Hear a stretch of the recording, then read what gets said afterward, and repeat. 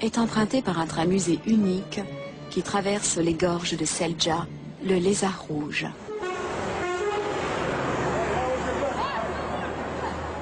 Dans les rues de Metlaoui, les touristes sont rares. La petite ville industrielle située dans la région de Djerid présente peu d'attrait.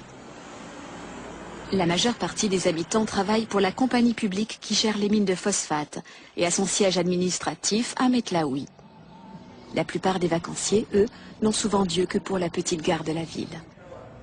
Comme tous les matins, un ingénieur contrôle l'état du Lézard Rouge, que le sable, la chaleur et le tracé de la voie vont mettre à rude épreuve. Et comme tous les matins, le train brille comme un sou neuf. Un ancien cheminot monte à bord avec nous. Il connaît le train depuis ses débuts et a participé à sa rénovation.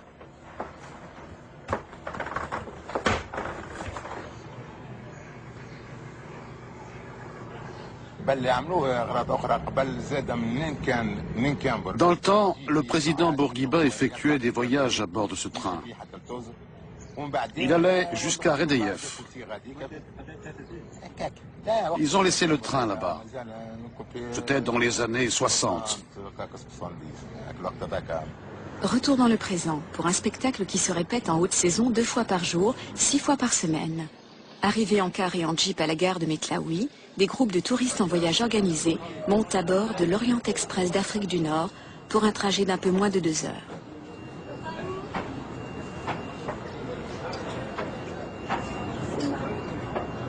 L'agence de voyage Galilée Travel est sur place afin de garantir un voyage sans encombre. Nous, comme étant agence de voyage, nous exploitons le train. Nous l'avons loué de la SNCFT, c'est la Société nationale de chemin de fer tunisien qui possède ce train. Ça fait partie du patrimoine de l'État, c'est-à-dire cette société nationale, elle ne peut pas le céder ou le vendre à quelqu'un d'autre. Nous, on le prend en location. 10 heures du matin, le premier départ.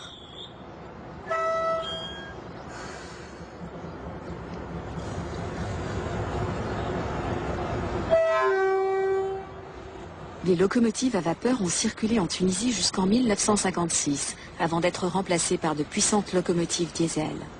Celle qui tire le Lézard Rouge fait 2000 chevaux et pourrait tirer sans peine jusqu'à 45 wagons. Elle n'a donc aucun mal à tirer les 4 voitures du Bey, auxquelles on peut adjoindre au besoin 2 voitures supplémentaires. Le train quitte la gare de Metlaoui à petite allure. Le voyage commence par un petit aperçu du quotidien en Tunisie.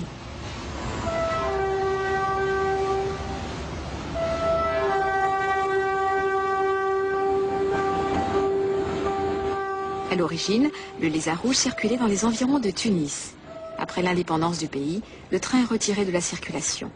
Dans les années 70, il est affecté sans grand succès au transport de touristes le long de la côte. Après de grands travaux de restauration, les voitures de luxe arrivent à Metlaoui. Depuis 1997, elles empruntent les rails à voie étroite qui sillonnent les gorges de Selja. Les rails qui existent déjà depuis 1920 à peu près n'ont pas été conçus spécialement pour le Lézard Rouge, mais plutôt pour le transport de phosphate. C'est-à-dire on se trouve dans une baie minière, il y a une grande baie minière, et il y a beaucoup d'exploitation de phosphate, des gisements immenses de phosphate. D'ailleurs, on est classé parmi les premiers pays à exporter les dérivés de phosphate. Autour de Metlaoui se dressent des terrils, masses fantomatiques témoins d'une ancienne tradition minière. C'est en 1886 que le médecin militaire français Philippe Thomas découvre des phosphates dans les contreforts de l'Atlas tellien. Jusqu'à l'indépendance, la ville de Metlaoui porte son nom. Aujourd'hui encore, les environs de Metlaoui, Redeyev, Moulares et Gafsa assurent 90% de la production tunisienne de phosphate. Avec plus de 7 millions de tonnes par an, le pays est le 3e producteur mondial de cette matière première.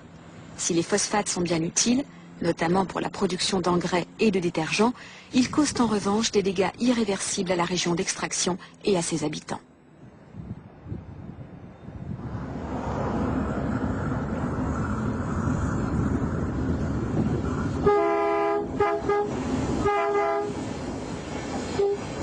Dès le début de l'exploitation du phosphate en 1896, commence la construction d'un chemin de fer à voie étroite destiné à la matière première, jusqu'au port de Sfax et de Sousse. Depuis 1920, Metlaoui est rattaché au réseau ferroviaire. Les agents de sécurité, comme on les appelle ici, veillent sur 28 trains de marchandises, un train de voyageurs et bien sûr le Lézard rouge. Avant, c'est autorisé, là on peut mettre, créer des trains qui transportent les marchandises et les trains, les voyageurs. Maintenant, il y a des trains spécialement pour les voyageurs, il y a des trains pour les marchandises. Mais comment fait-on pour régler la circulation des trains de phosphate et du Lézard rouge sur une ligne à voie unique? Si il y a deux navettes par jour, on donne toujours de priorité pour le train de Lézard rouge. Parfois, on bloque 2 ou 3 trains de marchandises de phosphate, on laisse passer le train de Lézard rouge. On donne toujours priorité pour le train de Lézard. Alors vite, embarquons à bord du Lézard rouge. Oh, le luxe est décidément dans les moindres recoins. Le bar d'époque a été rendu à sa fonction initiale. Des boiseries à la qualité du service, tout est d'un raffinement extrême. Nous quittons le périmètre de la ville, direction le désert. Un voyage dans la grande tradition de l'hospitalité arabe.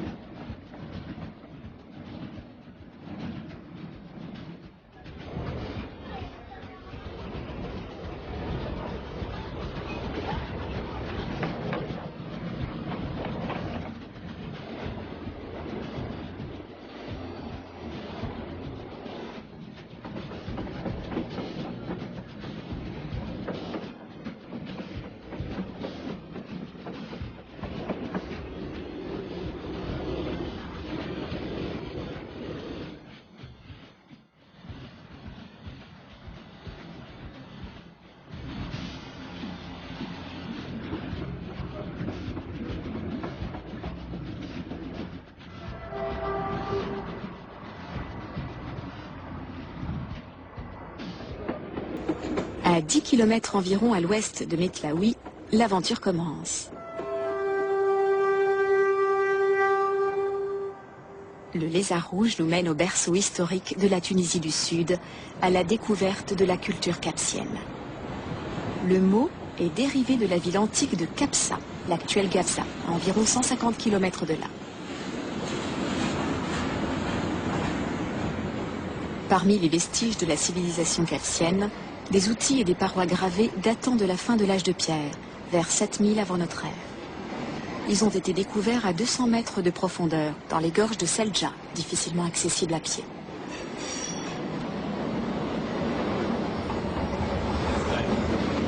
Laissons à l'imagination de certains le soin de convoquer les esprits du temps jadis.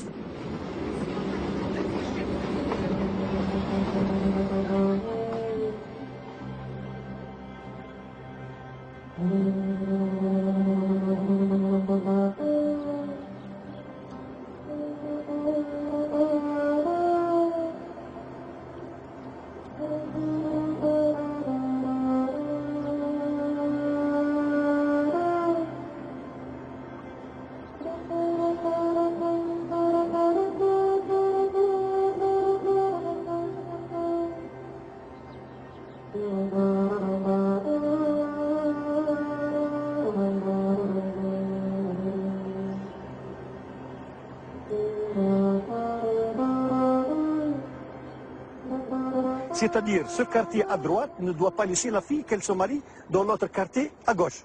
Puisqu'ils sont amoureux, ils ont voulu quitter la place. Elle a proposé à la gazelle, tu seras courageuse, elle a dit oui. Bon, je viendrai à minuit, je vais te prendre sur mon cheval et on va quitter la place secrètement. Effectivement, il a été la chercher à minuit, il l'a prise sur son cheval. Ils sont arrivés au canyon, entre la rail du chemin de fer et la montagne. ils n'ont pas pu traverser la montagne. Ils ont trouvé l'obstacle qui s'assimile à la montagne. Donc, avec un coup de sabre, il a fondu, on peut dire, il a fondu, ou il a taillé la montagne, ou il a cassé la montagne pour faire passer la gazelle. Le coup de sabre est l'histoire que racontent tous les guides pendant le trajet. Après la version en français, celle en arabe.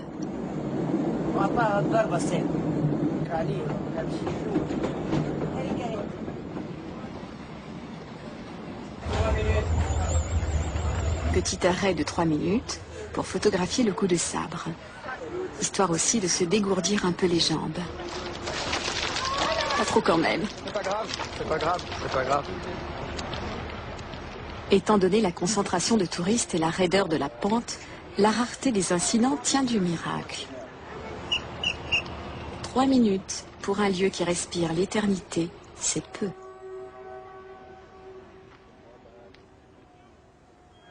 Mais le lézard a un horaire à respecter. Nous quittons momentanément le train pour une petite excursion dans l'oasis de Douze, l'autre côté du Tchot El Djerid, un lac salé asséché.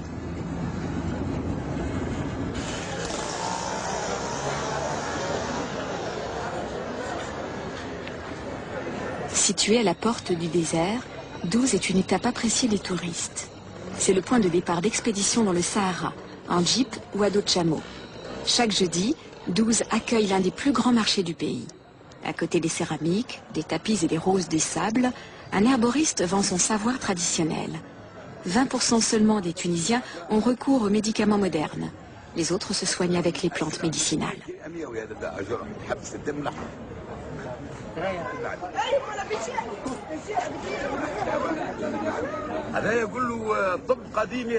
Pour stopper une hémorragie, c'est plus efficace que les médicaments chimiques.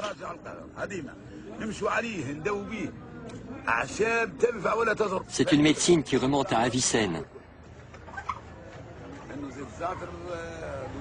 On soigne avec des herbes. Par exemple, boire à jeun du romarin bouilli dans l'eau, c'est très bon pour les calculs rénaux.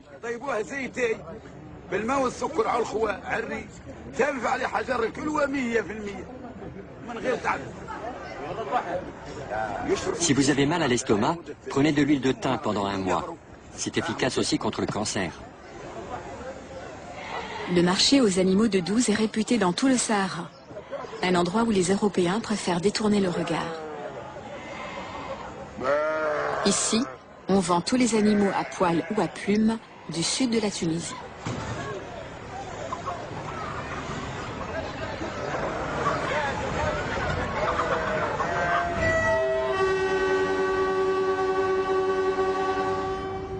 Retour à bord de notre lézard rouge. Son dompteur est pressé. L'excursion à Douze a débordé sur l'horaire. Lui n'est pas là pour le plaisir, c'est qu'il doit arriver à l'heure à la prochaine pause photo.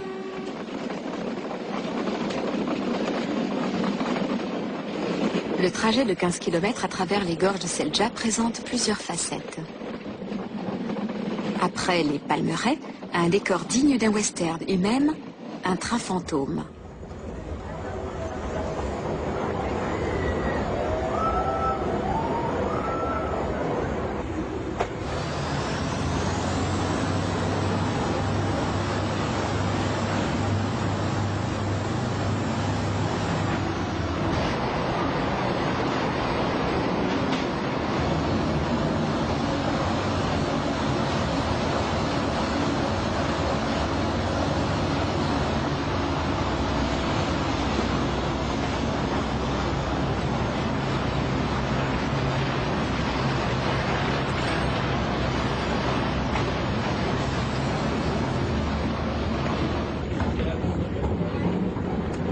Chouette, nous avons eu notre dose de frissons. Avant de quitter les gorges de Selja, les voyageurs ont la possibilité d'immortaliser une dernière fois le luxueux train.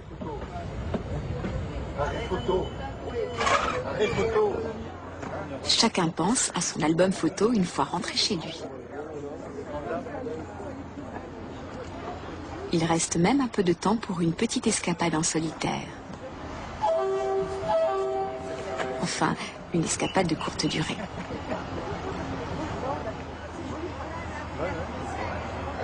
De bonnes chaussures ne sont pas inutiles, même si le rayon de déplacement dans les gorges de Selja reste quand même limité. Le voyageur a plus d'espace à